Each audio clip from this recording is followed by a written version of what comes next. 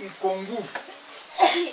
Sasa nikaangalia kwamba chakula kina nafasi ya kumpeleka mtu mbele, kwa maana ya kufanikiwa, kubarikiwa, kuponywa, kuwa na kibali na kadhalika. Lakini chakula hicho kina nafasi ya kumpeleka mtu pabaya. Chakula hicho kina nafasi ya kumpeleka mtu upotevuni. Chakula hicho kinampeleka mtu, kinampa mtu anapata laana, anazikosa baraka. Chakula. Hawa ndio watu wa kwanza. Eva alikuwa na mume wake Adam.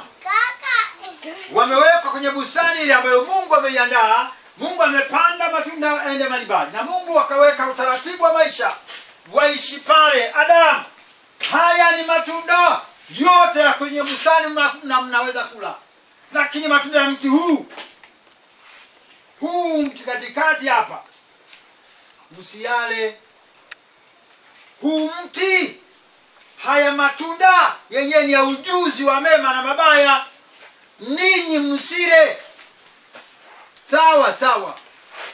Nataka kusoma nguvu ya chakula. Tumesoma Yakobo na Esau. Esau akapuuza, akadharau uzao wa kwanza, akauza kwa chakula. Adam na mke wake, watu wa kwanza Mungu aliweka duniani na maagizo yake, wakala tunda ambalo hawakutakiwa kula. Chakula wakala, na Adam wakula tunda wakaporomoka.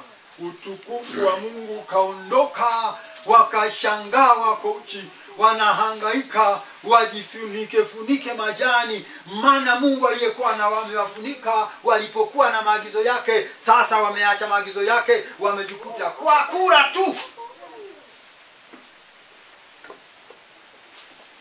Esau kwa kula tu chakula ameuza haki yake.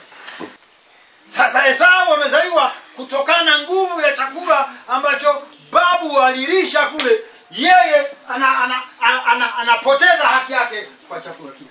Ina maana yake kwamba kumbe unapositisha kula kwa ajili ya Mungu, unapanua nafasi yako ya Mungu kuhusika na wewe, maana umesitisha chakula ambacho kina nguvu, kina uwezo wa kupeleka mbele au kurudisha nyuma.